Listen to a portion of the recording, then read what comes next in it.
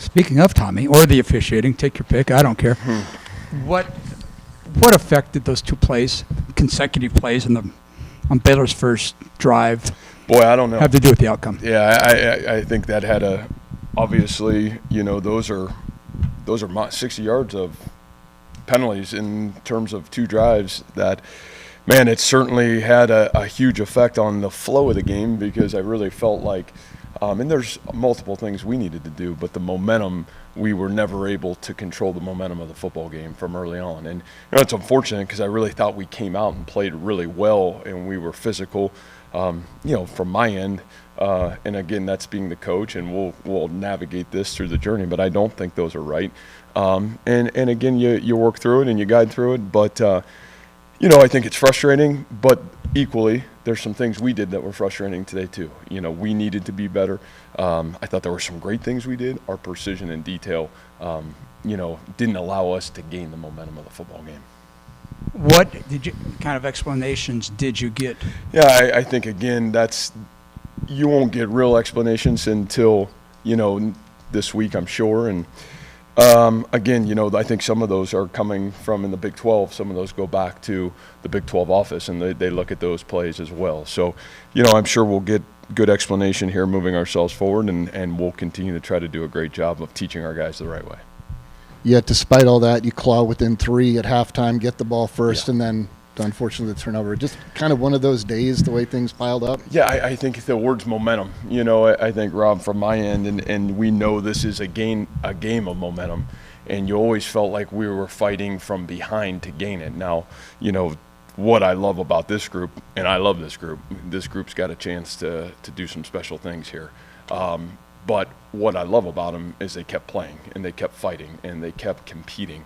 What was frustrating, that little sequence. There's a sequence in the third quarter. We just we sputtered for whatever reason. And, we'll have to go look back at that. We're playing in a little bit into their hands, because we're playing a game that's probably more conducive to their rhythm than ours. And, the fact of the matter of it is, you're playing catch up most of the day, and that's hard. Jairell had the big run late, but up until that point, the running game had not had a lot of success. Why was that?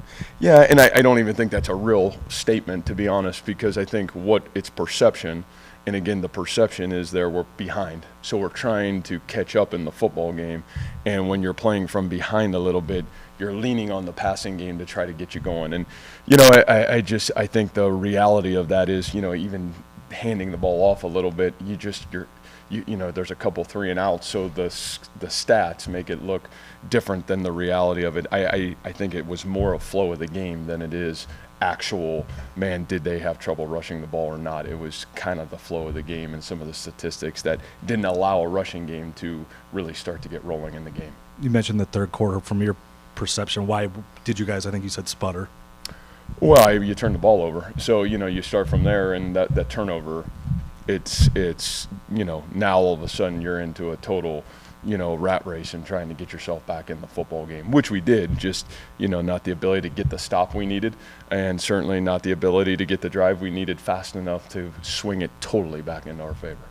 Matt, you seem a little more upbeat than maybe you would after a normal loss. Did you see something today that you come out of this game makes you think, hey, maybe we did do some good things? Man, I thought that there was a lot of positive. I think from our football team, number one, I thought special teams was the best we played. A lot of young guys on those units, which will serve us well. That's a great special teams team that we just competed against.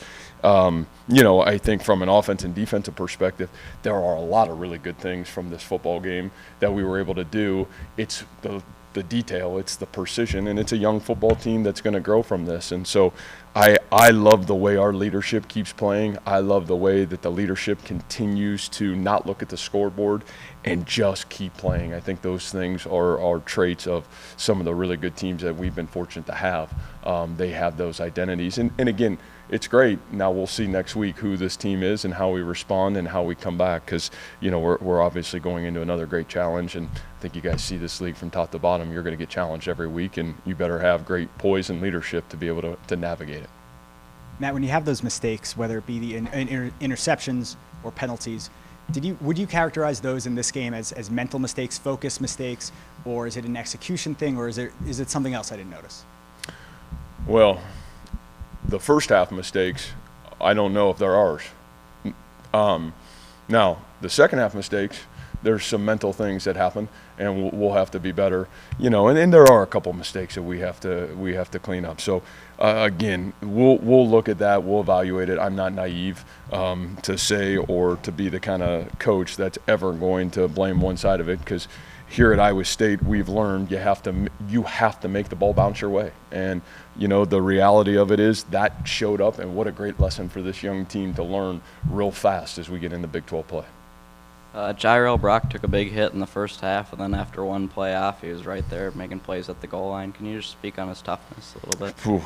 Yeah, I mean, you're talking, man, that guy's a tough character. I mean, his attitude, his effort, his toughness. You feel Jairell play the game of football the right way, and I am so grateful for his toughness. Now, I'd like him to hold on to the ball crossing the end zone. That's not toughness, that's precision, okay? But, man, his toughness, the way he plays, the way he battles, the way he continues to lead that running back room, that's really fun for us, and those are great things that will guide us moving forward for sure. I know you're probably going to say it's the next man up type of situation, but how difficult was it losing Bo? I mean, it's like the third or fourth play of the game, as good as he is, especially in run support. Yeah, I think anytime you lose a player like that, that's not easy. And, again, for Bo, man, that's 2 games now. He didn't get to play last week because he was dinged up, and you lose him this week too. And, that guy's a special football player. We'll have to look at the video and see how the rest of those guys played. But, it's never easy losing a player like that in a game. How did Dimitri impress you answering their first touchdown with his first touchdown catch and I think 3 more? Yeah, I think he's a guy, again, that continues to really show up when you go to practice. And, I think he would have been a name coming out of fall camp that you were really excited about, again, what he's done. I think for me, again, you talk positives. Man, that receiver room, there's some guys that are really starting to come. I thought Jalen had another really good day. I think we think the world of him. Sean last week, and then obviously, Dimitri this week. I think those things are positive, and they will serve us well moving forward. Not that the officials cost Iowa State the game. I'm not saying that. Are you a fan of replay? Oh, Randy, you're asking the wrong time. I don't know. I'm asking you. Yeah, I don't know. I don't even know how to answer that question right now. So next question. I'll wait till Tuesday. Mm-hmm. You guys good? Just one real quick. All right, go ahead, Rob. Baylor was able to get some pressure, the 4 sacks on Hunter. It seemed like a lot of those were covered sack situations where he had some time, but just great coverage. What did you see on Boy, I really felt like the offensive line was playing really well today. That's a talented front. And, again, it's a stat, so, you'll write about the stat, but the reality of it is, man, I don't think that's really a truism. I think there was a lot of really good coverage, and for whatever reason, either we weren't consistent with our reads or maybe there was 1 or 2 of those. It'll be interesting to look back at and see if it is, maybe pressure. But I really felt like from the beginning of the game to the end of the game, that offensive line played really good football against a really talented front. Thanks, guys.